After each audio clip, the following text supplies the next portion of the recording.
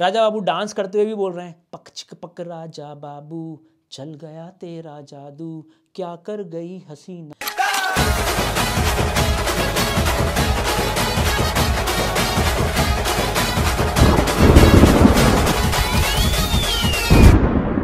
आपको याद होगा जब हमने शुरू किया था ना यूनिट 1 कि सर ये कॉन्ट्रैक्ट क्या होता है, जिसके लिए पूरा एक्ट पढ़ा दिया, तो आपने बोला था सर ये ऑफर क्या होता है। पहले तो हमको यही समझ में नहीं आ रहा था, एक्सेप्टेंस क्या होती है, इसको लेके दिक्कतें थी।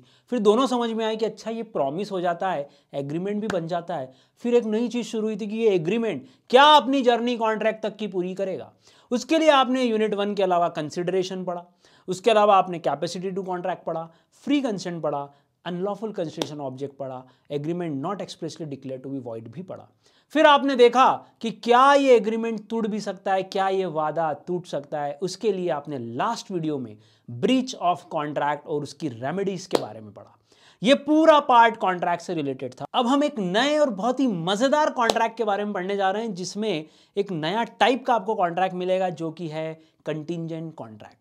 सर ये वाला पार्ट एग्जाम में आता है तो बहुत सारे स्टूडेंट्स को बहुत दिक्कतें जाती है। मेरी कोशिश होगी कि आपको ये पूरा पार्ट अभी इसी मोमेंट पे याद होता जाए। क्या है सर इस चैप्टर में? 2 हिस्से हैं, पहला कंटिंजेंट कॉन्ट्रैक्ट, दूसरा क्वासी कॉन्ट्रैक्ट। दोनों इजी पार्ट है, ऐसा कुछ नहीं कि बहुत टफ है, पर समझने में थोड़ी सी दिक्कत होती है। चलिए तो मैं समझाना शुरू कर रहा हूँ। पहला क्वेश्चन वो है डिफाइन कंटिंजेंट कॉन्ट्रैक्ट। सबसे पहला मेरा भाई सेक्शन 31 याद रखना कि कंटिंजेंट का सेक्शन जो है वो सेक्शन 31 है। कंटिंजेंट वर्ड का मतलब ही अनसर्टन होता है, ये भी एक अनसर्टन कॉन्ट्रैक्ट है। तो सर फिर तो वेजरिंग जैसा होगा। नहीं, ये वेजरिंग क्यों नहीं है उसका मैं बहुत बढ़िया एग्जांपल आपको देने जा रहा हूं। देखिए ध्यान से, रागा और नमो के बीच में कॉन्ट्रैक्ट हुआ। बोलो क्या कॉन्ट्रैक्ट था? रागा बोल रहा है मैं 1 लाख रुपए दूंगा, नमो बोल रहा है मैं गुड सप्लाई करूंगा। लेकिन किंतु परंतु यहां तक तो ये कॉन्ट्रैक्ट आपको समझ में आया, आपको ये भी समझ पड़ रहा है कि एक वैलिड कॉन्ट्रैक्ट है। अनसर्टन क्या है? इस पूरे कॉन्ट्रैक्ट में कुछ भी अनसर्टन नहीं है यहां तक की अगर बात करें तो। लेकिन नमो क्या बोल रहा है? नमो जी बोल रहे हैं, लेकिन नमो क्या बोल रहा है? अपने नमो जी बोल रहे हैं रागा को कि भाई मैं तेरे को एक गुड्स दूंगा तो, पर मैं तभी दे पाऊंगा जब ये शिप जो कि इस ब्लू वाटर से यूएस से चल के इंडिया तक आ जाए। तो आज ब्लू है, पानी पानी, उस पर चल रही है शिप, और ये शिप अगर इंडिया में आ गई तो कॉन्ट्रैक्ट की कंडीशन में क्या जोड़ दिया नमो ने? अगर ये शिप इंडिया तक आ गई तो अपना ये कॉन्ट्रैक्ट होगा। अब देखो ध्यान से, इस कॉन्ट्रैक्ट की 2 खास बातें। एक मेन कॉन्ट्रैक्ट तो ये है कि मैं आपको पैसे दूंगा, आप मुझे गुड्स दोगे, ये नॉर्मल जैसे कॉन्ट्रैक्ट होता है। पर इस कॉन्ट्रैक्ट का परफॉर्मेंस किस पे डिपेंड है? सर इस कॉन्ट्रैक्ट का परफॉर्मेंस डिपेंड है इस शिप के आने या ना आने पर। मतलब अगर ये शिप आ गई तो नमो जी जो है रागा जी को अपने गुड सप्लाई करेंगे, बिल्कुल। मतलब ये वो इवेंट है, ये वो घटना है जो अगर घट गई तो ही ये कॉन्ट्रैक्ट परफॉर्म हो पाएगा। यस। क्या ये इवेंट अनसर्टन है? Yes sir. क्या ये इवेंट मेन पार्ट है कॉन्ट्रैक्ट का? नहीं सर, मेन पार्ट तो ये रहा। ये हमने मेन पार्ट देखा कि 1 लाख रुपए देने हैं और गुड्स सप्लाई करना है, ये मेन पार्ट है। पर ये मेन पार्ट डिपेंडेंट है किसी रिलेटेड, किसी कोलेटरल, किसी जुड़े हुए इवेंट पर। अब एक वर्ड और लगाया हमने इस इवेंट के आगे, वो है कोलैटरल इवेंट। इस शिप का आना कोलैटरल इवेंट है, उससे जुड़ी हुई, उससे रिलेटेड घटना है। अगर वो हो गई, क्या बोला है नमो ने? अगर शिप आ गया तो मैं गुड्स जरूर दूंगा। मतलब इस कॉन्ट्रैक्ट का परफॉर्मेंस तभी हो पाएगा जब शिप आए। तो सर इस तरह के कॉन्ट्रैक्ट को क्या नाम दें जिसमें अनसर्टेनिटी तो है पर मेन कॉन्ट्रैक्ट के अलावा कोई इवेंट है? यस, इसीलिए इस कॉन्ट्रैक्ट को बोला गया कंटिंजेंट कॉन्ट्रैक्ट, क्योंकि ये कॉन्ट्रैक्ट डिपेंडेंट है किसी दूसरे इवेंट पर, किसी दूसरे कोलैटरल इवेंट के होने या न होने पर। देखिए डेफिनेशन सेक्शन 31 की क्या बोलता है। एक कॉन्ट्रैक्ट में जो आप करने जाओगे या न करोगे, तो टू डू और not to do something, a contract to do और नॉट टू डू समथिंग। क्या कर रहे हैं नरेंद्र मोदी जी? नरेंद्र मोदी जी गुड्स दे रहे हैं रागा को, राहुल गांधी को, कुछ कर रहे हैं। To do, not to do भी हो सकता है, हाँ नेगेटिव भी कॉन्ट्रैक्ट होते हैं। ये तो आपने कंसिडरेशन चैप्टर में ही पढ़ लिया था, टू डू एन एक्ट और एब्सटिनेंस। तो यहां भी वही बात है, कॉन्ट्रैक्ट टू डू और not to do something if, कब कब कब कब गुड सप्लाई होंगे? If some event collateral to such contract, कोई ऐसा इवेंट जो उस कॉन्ट्रैक्ट से जुड़ा हुआ है, हैपन्स और डज नॉट हैपन्स, डज और डज नॉट हैपन्स। तो डेफिनेशन क्या बनी? अ कॉन्ट्रैक्ट टू डू और नॉट टू डू समथिंग, आपके मेरे बीच का मेन कॉन्ट्रैक्ट इस बात पर डिपेंडेंट है, इफ सब event collateral to such contract does और डज नॉट हैपन। अब बताओ मोदी जी गुड्स कब सप्लाई करेंगे? ये बोलेंगे मित्रों अगर ये शिप आ गया तो मैं गुड सप्लाई कर दूंगा। मतलब ये कॉन्ट्रैक्ट अच्छा भला सब कुछ बढ़िया था, कंटिंजेंट क्यों हो गया? क्योंकि ये किसी कोलैटरल इवेंट पे डिपेंडेंट हुआ। तो कॉन्ट्रैक्ट टू डू और not to do something if some collateral event to the contract does और डज नॉट हैपन, सेक्शन 31 याद होना चाहिए। नेक्स्ट, क्या क्या इसके एलिमेंट्स होंगे? सबसे पहला, performance of the contingent contract would be dependent, किस पे होगा? अपॉन द हैपनिंग और non happening of some event. ध्यान रखना वापस से, अपॉन द हैपनिंग और non happening of some event. भाई आपकी गर्लफ्रेंड के फादर ने बोला ये प्यार व्यार तो ठीक है, कमाते क्या हो? आपने बोला साहब अभी तो मैं स्टूडेंट हूँ, ये मेरा पहला क्रश थी, अभी हम दोनों ही माइनर हैं पर मेजर होकर शादी ज़रूर करना चाहते हैं। या ऐसा बोलें अभी तो हम दोनों पढ़ रहे हैं, पापा ने एक शर्त रख दी, जिस दिन तू सीए बन जाए ना, जिस दिन तू सीए बन जाए ना, मैं इसकी तेरे से शादी करवा दूंगा। बोलो कॉन्ट्रैक्ट तो मैरिज का ही है, दोनों तरफ से कंसिडरेशन भी है कि भाई लड़की भी आपसे शादी करेगी, आप भी लड़की से शादी करोगे, पर इसका होना या ना होना अब आपके सीए बनने या ना बनने पे डिपेंडेंट है। तो ये कॉन्ट्रैक्ट कैसा है? लड़की के फादर की तरफ से कंटिंजेंट कॉन्ट्रैक्ट, और आपके लिए भी ये कंटिंजेंट ही माना जाएगा। तो ध्यान रखना भैया, अगर आप सीए हो गए तो शादी हो जाएगी, हो गई तभी। इवेंट जो है वो कोलैटरल है, कौन सा? सर आपके सीए बनने का। मेन कॉन्ट्रैक्ट क्या है? सर मैरिज का, वो तो अपने आप में वैलिड था, but it was dependent upon the happening और non happening of some collateral event. अब इस एग्जांपल से मुझे पूरा भरोसा है कि कुछ भी हो जाए अब तुम कंटिंजेंट कॉन्ट्रैक्ट नहीं भूलोगे। तो 4 इसेंशियल एलिमेंट्स में पहला, डिपेंड्स अपॉन द हैपनिंग और non happening of some event और कंडीशन। दूसरा, ये जो इवेंट है ये कोलैटरल होना चाहिए, ये मेन नहीं होना चाहिए। इवेंट इज कोलैटरल, जुड़ा हुआ, रिलेटेड, ये मेन पार्ट नहीं होना चाहिए कॉन्ट्रैक्ट का। शर्त में क्या होता है? वेजरिंग में क्या होता है? जब मैं बोलता हूँ ना मैं तुझे 10 रुपये दूंगा अगर इंडिया हारा तो, अब इसमें कोई कोलैटरल इवेंट नहीं है, जो भी है बस इंडिया पाकिस्तान मैच, उसके आधार पर 10 रुपये जीतना या हारना। जबकि कंटिंजेंट कॉन्ट्रैक्ट में कोलैटरल इवेंट होना चाहिए, मेन पार्ट कभी भी कोलैटरल नहीं कहलाएगा। The event is not the part of the contract, ये सबसे इंपॉर्टेंट बात है। Event part of the contract नहीं होना चाहिए। कैसे? देख लो सर, कॉन्ट्रैक्ट तो इस बात पे था, कॉन्ट्रैक्ट तो इस बात पे था, ये डिपेंडेंट था शिप के आने या ना आने पर। मेन पार्ट 1 लाख रुपए और गुड्स है, ना कि मेन पार्ट खुद कंटिंजेंट है। ऐसा नहीं हुआ। आपके केस में जब वेजरिंग होता है तो मेन पार्ट खुद ही कंटिंजेंट हो जाता है, इसीलिए हम उसको वॉइड कर देते हैं। तो ध्यान रखिएगा कोलैटरल इवेंट का यहाँ होना ज़रूरी है। और तीसरी इंपॉर्टेंट, ध्यान से सुनने वाली बात, जो ये इवेंट की आप बात कर रहे हो ना, ये जो इवेंट है ना, ये कोलैटरल कब माना जाएगा? When it should neither performance promised, ना तो ये परफॉर्मेंस करने वाला कोई प्रॉमिस है, ना ही ये कंसिडरेशन है किसी प्रॉमिस के लिए। देख लो आराम से, शिप का आना या ना आना ना तो प्रॉमिस परफॉर्म्ड है, ना ही कंसिडरेशन है। कंसिडरेशन तो है हमारे पास 1 लाख रुपए और गुड्स, प्रॉमिस है हमारे पास 1 लाख रुपए और गुड्स। इस शिप का आना या ना आना इस कॉन्ट्रैक्ट में प्रॉमिस नहीं है, इस कॉन्ट्रैक्ट में कंसिडरेशन नहीं है। तो दूसरा सबसे important part, event should B collateral, it should not be the main part of the contract. Event should neither be promise perform, ये प्रॉमिस का पार्ट नहीं होना चाहिए, neither a consideration for a promise. मतलब आपका मेन कॉन्ट्रैक्ट अलग ही आपको दिख जाएगा और कोलैटरल अलग ही आपको दिख जाना चाहिए, ये ध्यान रखिएगा।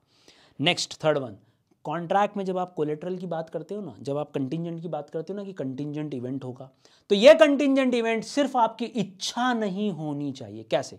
मैं आपको गुड्स दूंगा, आप मुझे पैसे दोगे, अब मैं उसमें लिख रहा हूं मैं आपको गुड्स दूंगा यदि मेरी इच्छा हुई तो। This is not collateral. हर चीज को आप अनसर्टनिटी पे लाकर कंटिंजेंट नहीं बोल पाओगे। हर वो चीज जो अनसर्टन हो जाए, अनिश्चित हो जाए, हम नहीं बोलेंगे कि this is a contingent contract. तो अगर मैं बोल रहा हूं मेरी इच्छा हुई तो मैं गुड्स बेचूंगा, this is not an uncertain event. एक लड़की को आपने प्रपोज किया, आपने बोला I love you, will you marry me, उसने बोला मैं सोच के बताती हूँ, आपने बोला नहीं नहीं जवाब दे, उसने बोला ठीक है मेरी इच्छा होगी तो कर लूँगी। This is not an acceptance, this is not a contingent event. ये कोई कंटिंजेंसी नहीं है। क्यों? क्योंकि इसमें सिर्फ आप एक बात बोल रहे हो, वो है मेरा विल हुआ, मेरी इच्छा हुई। फिर यार ना तो ये ऑफर हुआ ना एक्सेप्टेंस। मियर विल, सिर्फ आपकी इच्छा, ना कभी ऑफर होती है ना कभी एक्सेप्टेंस। तो इवेंट भी निश्चित इस सेंस में होना चाहिए कि आपकी इच्छा पर वो निर्भर नहीं है। जैसे कि ये शिप नरेंद्र मोदी की इच्छा पर नहीं आएगा, वो अपने आप हो रहा है। This is not a mere will, this is pure 100% absolute business contract, जिसमें वो बोल रहा है अगर ये शिप आ गया तो मैं आपको गुड्स दे दूंगा। यहां पर शिप का आना उसके विल पर निर्भर नहीं है। That's why that is a contingent contract. तो ध्यान रखिएगा, it should not be a mere will of the promisor. Event should be contingent in addition to being the will of the promisor. देखो will तो हमेशा हर contract में होनी चाहिए, free consent हम बोलते हैं उसी को है, पर क्या सिर्फ विल की बात है, सिर्फ उसकी इच्छा की बात है? मेरी इच्छा हुई तो मम्मी बोल रही है अरे यार क्या दिन भर टीवी देखता रहता है, थोड़ा घर का काम कर, आप बोल रहे हो मम्मी इच्छा नहीं हो रही, ये वाली इच्छा का यहाँ कोई रोल नहीं है कि आप बोल रहे हो मेरी इच्छा हुई तो मैं कर दूंगा। मम्मी ने बोला मैं तेरे को चॉकलेट दूंगी तो घर का काम कर दे, आप बोलो ठीक है अपना कॉन्ट्रैक्ट हो गया मम्मी, पर मेरी इच्छा होगी तो मैं करूंगा, तो this is not a contract. क्यों? याद करो ऑफर में पढ़ा था और एक्सेप्टेंस में भी पढ़ा था कि अगर कोई चीज़ अनसर्टन हो तो अनसर्टन टर्म्स पे कभी भी ऑफर नहीं होता। आपने अपनी इच्छा बोल दी, दिस इज नॉट सर्टन। तो क्या शिप का आना जो अनसर्टन है वो भी इस तरह का ऑफर माना जाए? नहीं, वो कोलैटरल इवेंट है कि शिप अगर आ गई तो मैं आपको गुड्स दे दूंगा। सिंपल सी बात है। आप कभी मम्मी के साथ परचेजिंग करने गए, सब्जी वाले के पास ही गए, सब्जी वाले से पूछ रहे हैं कि भैया कद्दू है क्या? सब्जी वाला बोल रहा है दीदी आज तो नहीं है, कल अगर आ गए तो मैं दे दूंगा। अब बताओ मेन कॉन्ट्रैक्ट क्या? सब्जी खरीदना और बेचना, उसके बदले क्या मिलेगा सर? पैसे और सब्जी। डिपेंडेंट किस पे सर? आ गए तो सप्लाई हो गई, अगर कोई व्यक्ति लेके आ गया, किसान ने दे दिए तो हम आपको सप्लाई कर देंगे। This is the case of collateral event. ध्यान रखना यहाँ मियर विल की बात नहीं होनी चाहिए। Event should be contingent in addition to, ये मेन वर्ड लिखना, in addition to being the will of the promisor. इच्छा तो रहती है, फ्री कंसेंट इच्छा को ही बोलते हैं, बट सिर्फ इच्छा नहीं, इवेंट क्लियरली अलग नजर आना चाहिए। Next, event must be uncertain. अगर आपका इवेंट पे कंट्रोल है तो फिर ये कंटिंजेंट नहीं है, इवेंट अनसर्टन होना चाहिए और आपकी विल भी नहीं होना चाहिए। तो शिप का आना ना तो मेरी विल है ना मेरा इस पर कोई कंट्रोल है, शिप अपने आप ही आएगा भाई, वो अपना ट्रांसपोर्टेशन का काम कर रहा है, इसमें मेरा कोई रोल नहीं है। तो ये 4 एलिमेंट के साथ ध्यान रखिएगा। पहला, performance would depend upon the happening और non happening of an event. Event कैसा होना चाहिए? Collateral, should not form main part of the contract, should not be performance promise, should not be consideration to the promise.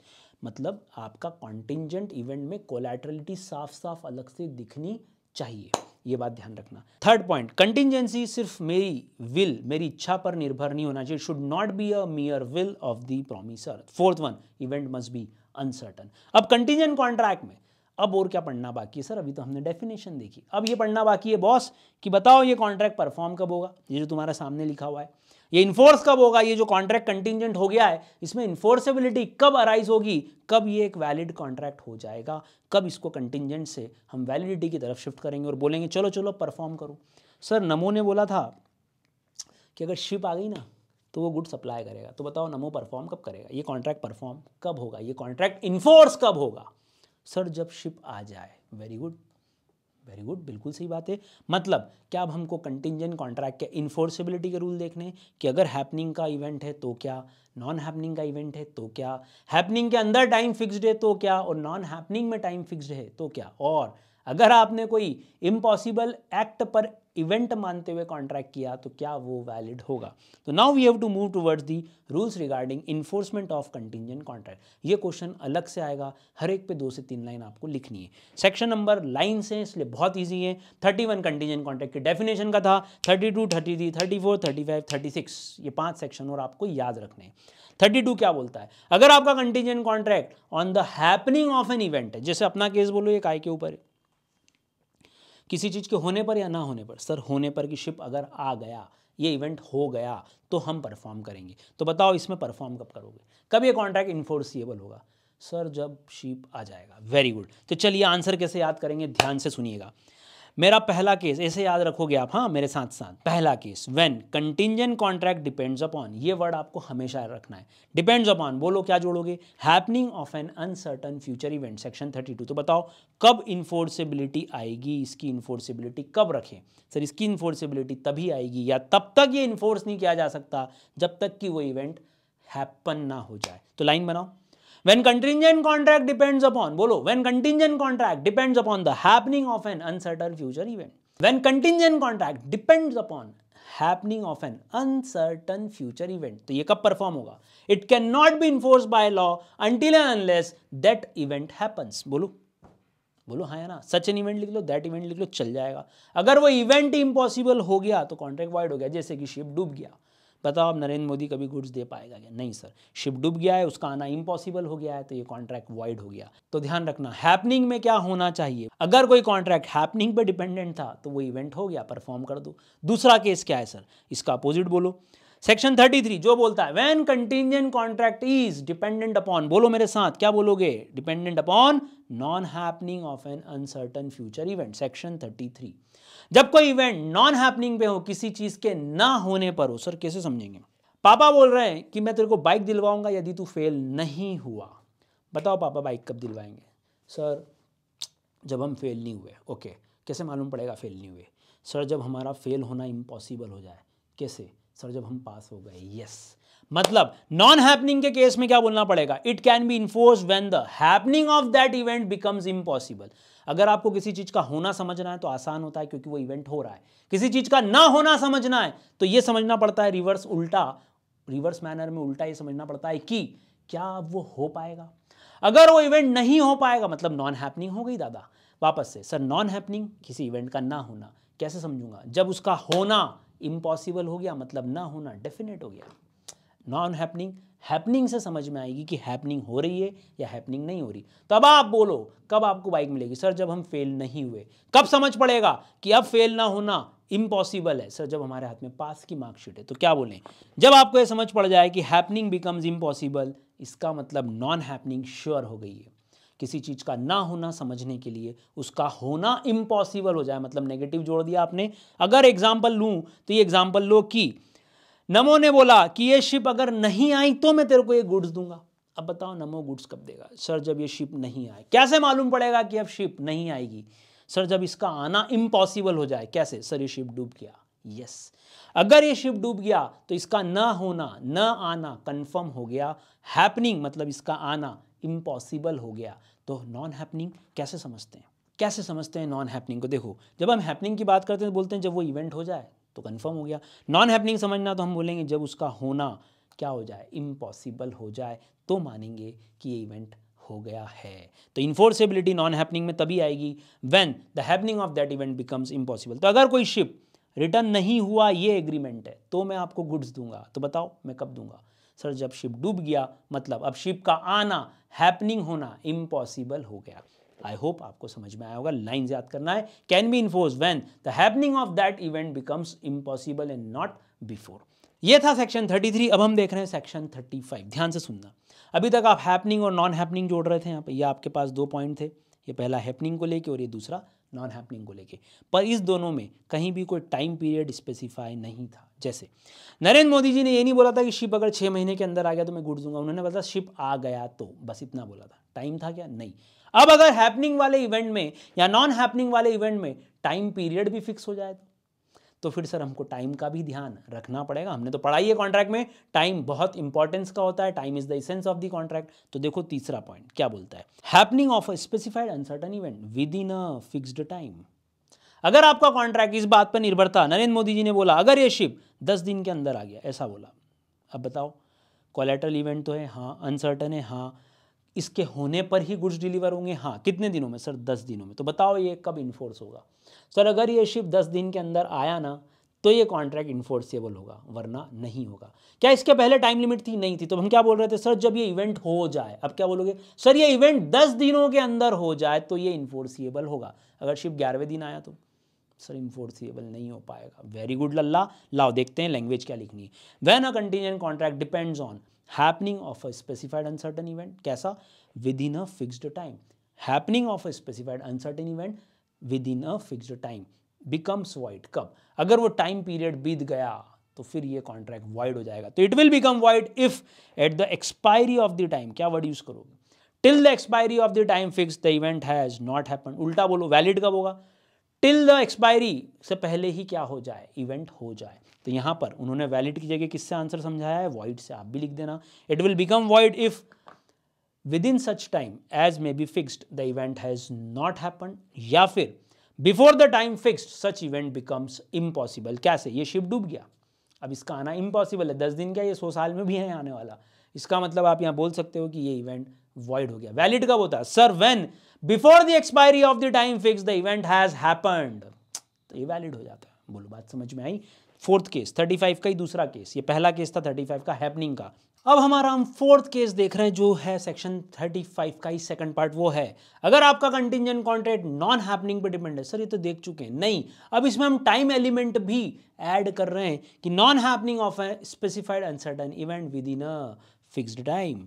तो अब अपन ने क्या जोड़ दिया इसमें, with in a fix time. Normal case क्या था, नॉर्मल केस था सर कि अगर ये शिप नहीं आया तो गुड्स देंगे, नॉर्मल केस है। तो हमने क्या बोला, जब इसकी हैपनिंग इम्पॉसिबल हो जाए तो कॉन्ट्रैक्ट परफॉर्म कर देना। जब शिप डूब जाए मतलब उसका आना इम्पॉसिबल हो गया, परफॉर्म करना। अब इसमें पॉइंट जोड़ो टाइम का। अब क्या बोलोगे, सर ये शिप 10 दिन में अगर नहीं आया तो फिर मैं गुड सप्लाई करूंगा। अब बताओ ये इन्फोर्सिएबल कब होगा। सर जब ये शिप ना आए। कब, 10 दिनों के अंदर ना आए। मतलब क्या टाइम पीरियड एक्सपायर हो जाए, यस उतने टाइम पीरियड में अगर ये शिप नहीं आया तो फिर नॉन हैपनिंग में हम बोल पाएंगे कि happening becomes impossible with in 10 days. तो देखिए लैंग्वेज क्या रखनी है, non happening of a specified uncertain event within a fix time can be enforced by law. कब इन्फोर्स किया जा सकता है, व्हेन टाइम जो फिक्स का has expired. When time has expired और 10 दिन के अंदर वो शिप नहीं आया, इवेंट हैज नॉट हैपेंड। और बिफोर एक्सपायरी ऑफ टाइम, 10 दिन के पहले ही वो शिप डूब गया है। शिप डूब गया मतलब अब शिप नहीं आएगा, तो बिफोर एक्सपायरी ये सर्टन हो गया है, अगेन वही event will not happen. Again वही बोल रहे हैं, इवेंट विल नॉट हैपन। इसका एक और एग्जांपल मैं आपको दे देता हूं, वो है कि जानू और सोना के बीच में कॉन्ट्रैक्ट हो रहा है।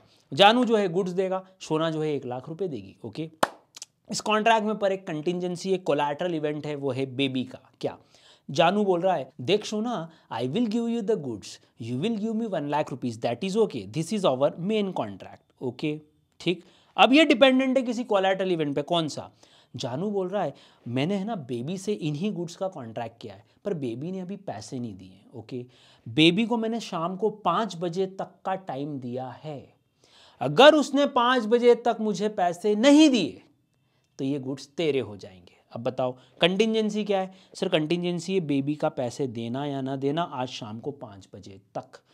क्या बोला, अगर पैसे नहीं दिए तो ये कॉन्ट्रैक्ट होगा। नॉन हैपनिंग पे है, यस नॉन हैपनिंग पे है। टाइम फिक्स्ड है, यस सर टाइम भी फिक्स्ड है, शाम को 5 बजे। अब बताओ ये इन्फोर्स कब होगा, जब बेबी शाम को 5 बजे तक पैसे नहीं दे जानू को। बेबी शाम को 5 बजे तक अगर पैसे नहीं देती है तो जानू समझ जाएगा वो कॉन्ट्रैक्ट ब्रीच कर रही है, जानू ये गुड सोना को दे देगा। तो क्या बोलोगे, नॉन हैपनिंग में क्या बोलेंगे, with in the time period, जो टाइम पीरियड था वो एक्सपायर हो गया और वो इवेंट नहीं हुआ, तो बेबी ने शाम को 5 बजे तक कोई पैसा नहीं दिया। तो लाइन वापस से पढ़ो, क्या लिखोगे, इट कैन बी इन्फोर्स्ड। अब सोना को गुड्स दे दिए जाएंगे क्योंकि time period has expired and the event क्या था, बेबी का पैसे देना, हैज नॉट हैपेंड। या फिर उल्टा 5 बजे के पहले ही खबर आ गई कि इसकी तो डेथ हो गई, बेबी की तो डेथ हो गई, अभी पैसे दे ही नहीं सकती। तो दूसरा बोलो, और before expiry of time fix, जो टाइम फिक्स था शाम को 5 बजे उसके पहले ही क्या हुआ, it become certain that event will not happen, या happening of event becomes impossible. तो ये ध्यान रखना, सब कुछ वो का वो, ये सिर्फ इसमें टाइम का एलिमेंट और जोड़ दिया। तो ध्यान रखना इस केस में मेन कॉन्ट्रैक्ट था जानू और सोनू का, जानू ने डिपेंडेंसी डाल दी थी किसी नॉन हैपनिंग पे, प्लस उसने टाइम भी फिक्स कर दिया था कि आज शाम को 5 बजे, हैपन कब होगा, परफॉर्म कब होगा, इन्फोर्सिबल कब होगा, जब ये टाइम बीत गया और बेबी की तरफ से कोई पैसा नहीं आया। या दूसरा, जब ये तय हो जाए कि ये इवेंट अब हैपन नहीं होगा, इवेंट का हैपनिंग इम्पॉसिबल हो गया क्योंकि बेबी की डेथ हो गई थी, तो भी ये कॉन्ट्रैक्ट इन्फोर्सिबल होगा। ये था आपका सेक्शन 35 का 2 पार्ट, एक happening on the basis of time और एक non happening on the basis of time fix. ये दोनों थे सेक्शन 35। तो हमने 32 पढ़ा, 33 पढ़ा, 35 पढ़ा। सर ये 34 कहाँ गया, बता रहा हूँ, लो देखो 34 देखो। 34 में क्या है, देखो 34 में क्या है, कॉन्ट्रैक्ट करने वाले 2 लोग हैं, कोलेटरल इवेंट बाहर ही पड़ा है, कोने खोपचे में अलग हो तो अलग ही है, मेन इवेंट मेन कॉन्ट्रैक्ट ये है, कोलेटरल साइड में पड़ा हुआ है। 2 लोगों ने मेन कॉन्ट्रैक्ट किया। ओके, कोलैटरल इवेंट जो है वो अब किसी व्यक्ति, किसी पर्सन के कंडक्ट या एक्शन पर डिपेंडेंट है।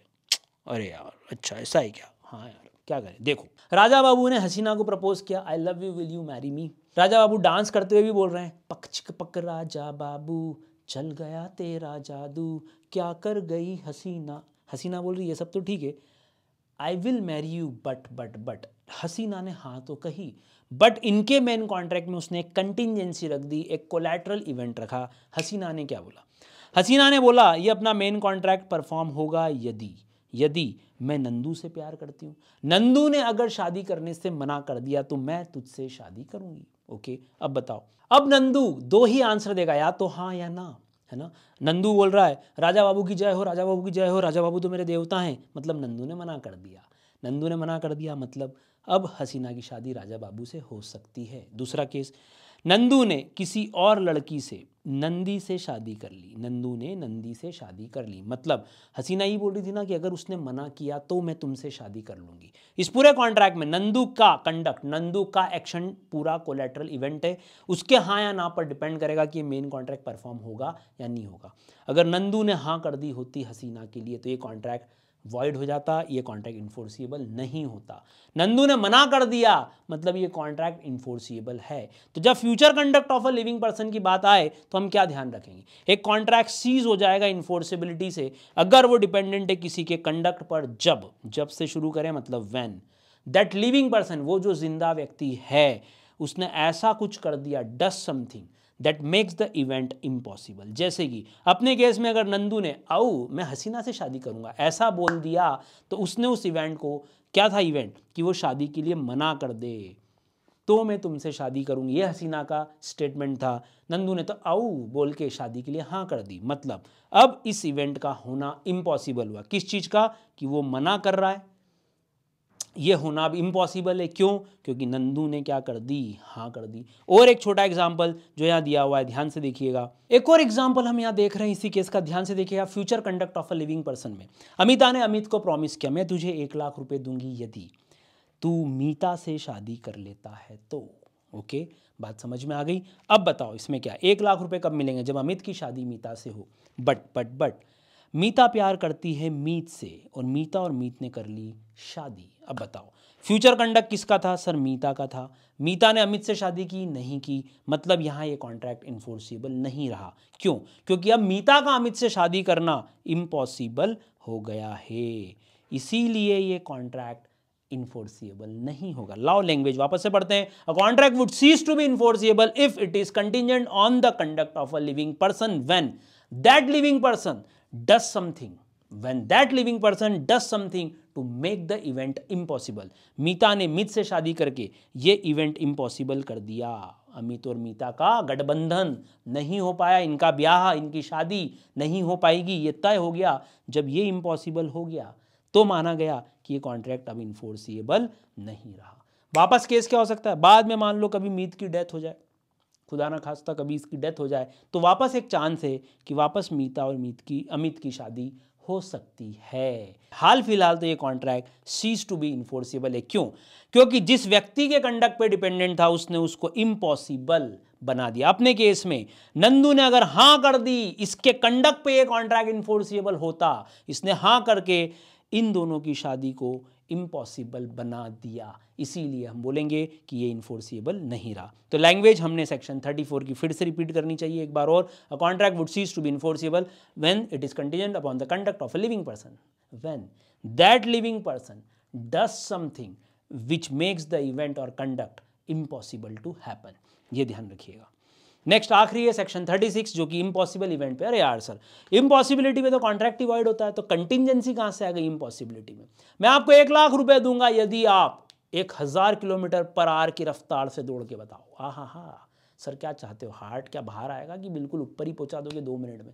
1,000 किलोमीटर पर आवर की रफ्तार से दौड़ना सर इम्पॉसिबल है। अगर हमने ऐसा कोई कॉन्ट्रैक्ट किया, सर वॉइड कॉन्ट्रैक्ट है क्योंकि इवेंट इम्पॉसिबल है। यस, 2 पैरेलल लाइन अगर आपने मैच कर दी, इंटरसेक्ट कर दी, तो मैं आपको 1,00,000 रुपए दूंगा। क्या करें सर, ये तो हमको भी मालूम है कि 2 पैरेलल लाइन कभी भी इंटरसेक्ट नहीं करेगी। तो आप मजाक कर रहे हो सर, अब तो इम्पॉसिबिलिटी पे ज्यादा ही हो गई है। मैंने आपको बोला 1 किलो नमक एक साथ खा के बताओ।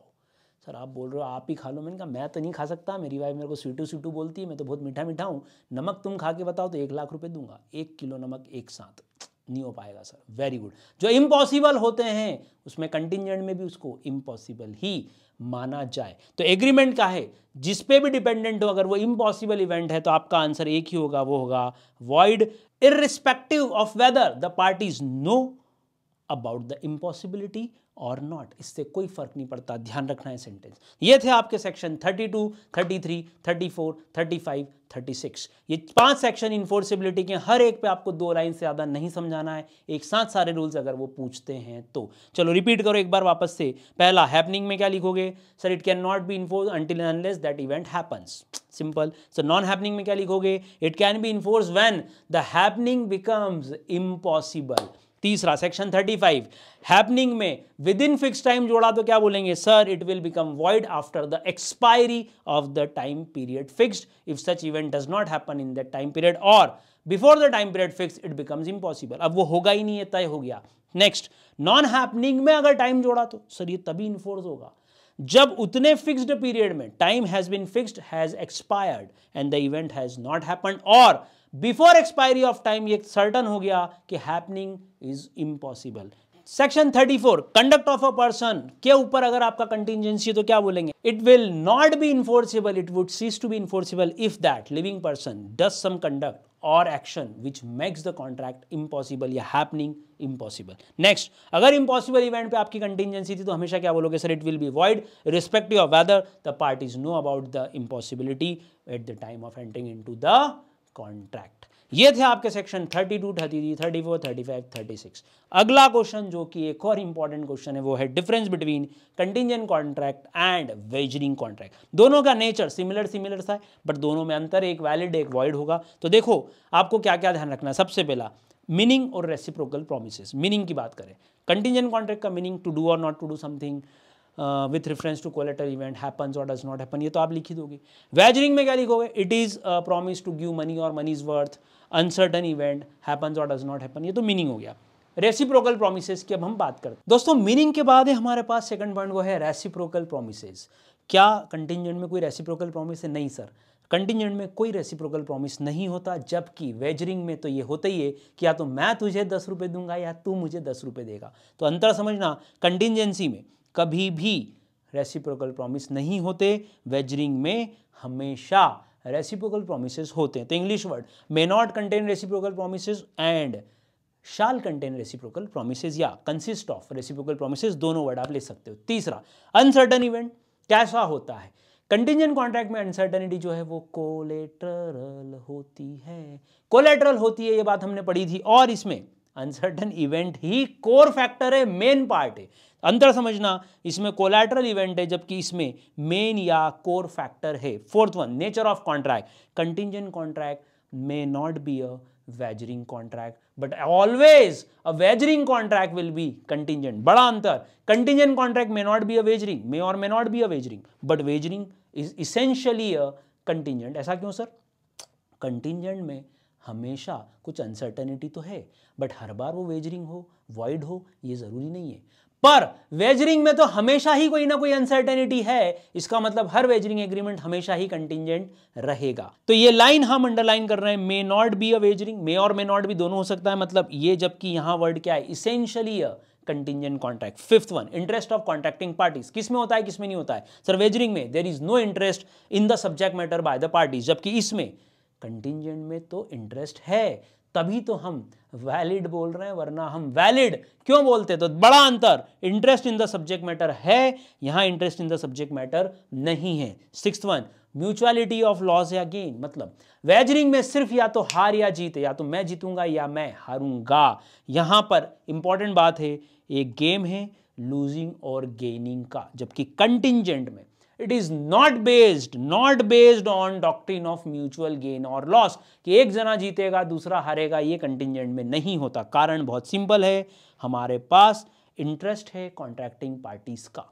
आखिरी, contingent contract valid, wagering void. तो ये जो 7 पॉइंट हमारे पास, एक बार फिर से रिपीट करते हैं। पहला मीनिंग, दूसरा रेसिप्रोकल प्रोमिसेस, इसमें नहीं है, वेजरिंग में है। तीसरा अनसर्टेन इवेंट, इसमें कोलैटरल है, इसमें कोर है, मेन है। फोर्थ, नेचर ऑफ कॉन्ट्रैक्ट क्या है? कंटिंजेंट, वेजरिंग हो जरूरी नहीं है पर वेजरिंग हमेशा कंटिंजेंट होगा ही होगा। Fifth, interest of contracting parties के साथ ही जुड़ जाती है doctrine of mutuality of gain और लॉस।